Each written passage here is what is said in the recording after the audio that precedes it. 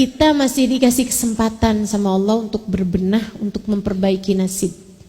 Salah satu dari perbaikan nasib yang paling besar terjadi di malam nisfu Sya'ban. Ada yang catatan nasibnya nih dihapus-hapus sama Allah, ada juga yang ditetap-tetapkan sama Allah. Kita nggak tahu. Ada yang nasib jeleknya dihapusin diganti yang bagus-bagus, ada yang nasib bagusnya dihapus-hapusin diganti yang jelek-jelek. Nabi ketika cerita tentang ayat ini kan ayat nih, yamhullahu ma yasha'u yuthbit wa indahu ummul kitab. Allah yang punya lauhil mahfud, Allah yang punya buku nasib manusia. Itu akan ada waktunya Allah tuh ngapus-ngapusin, ada juga yang netep-netepin gitu.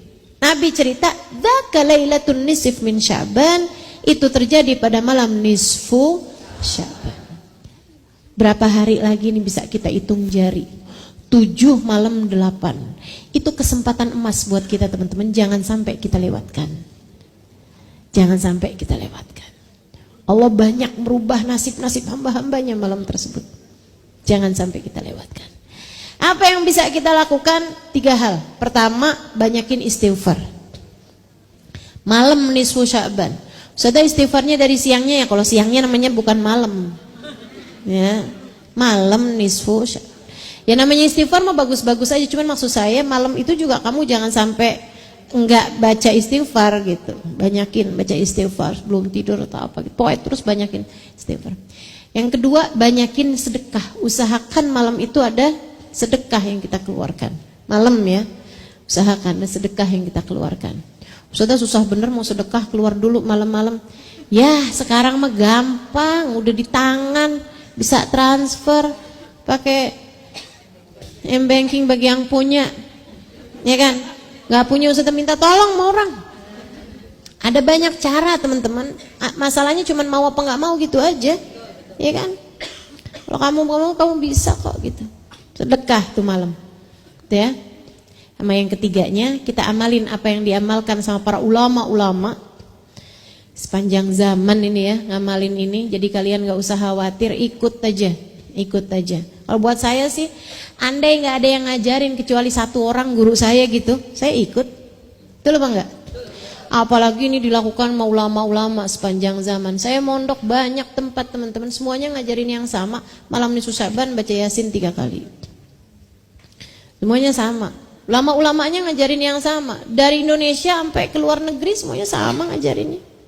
Habib Zain di Madinah ngajarin yang sama. Habib Umar di Hadramut ngajarin yang sama. Jadi saya ikut aja lah apa yang sudah diajarkan sama para kekasih-kasih Allah ini, para ulama-ulama Allah ini.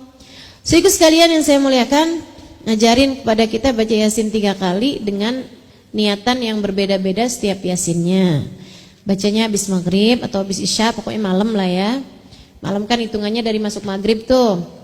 Salat maghrib, kemudian baca Yasin 3 kali. Yasin yang pertama niat, semoga dikasih umur yang berkah, umur yang penuh dengan ketaatan, umur yang jauh dari dosa-dosa, tambah hari tambah soleha, kan itu harapannya.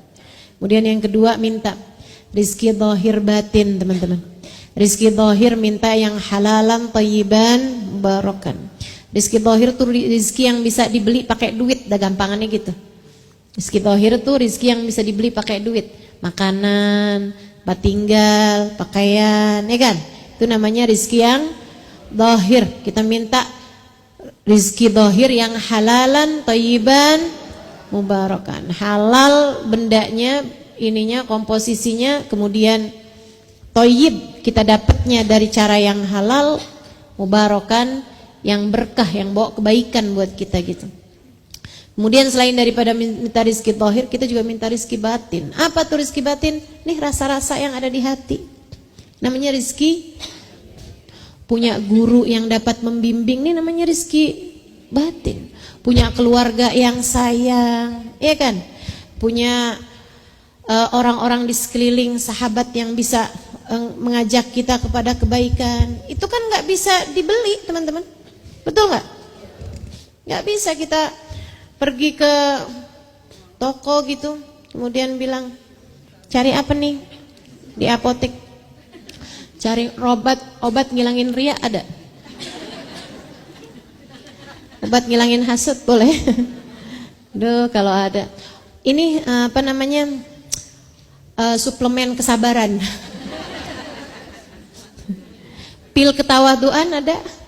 Sirup qanaah. Gak ada teman-teman. Gitu ya. Formula akhlak mulia. Gak ada tuh semuanya tuh. Kalau ada saya duluan yang beli dah kayaknya. Masya Allah. Ilmu yang manfaat ada dijual di toko?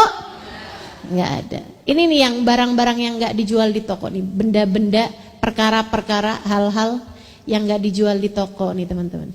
Namanya rizki-rizki batin. Jadi sekalian saya muliakan, ini yang kita minta pada Allah Subhanahu wa ta'ala. Dengan uangmu kamu bisa beli obat tapi gak bisa beli kesehatan.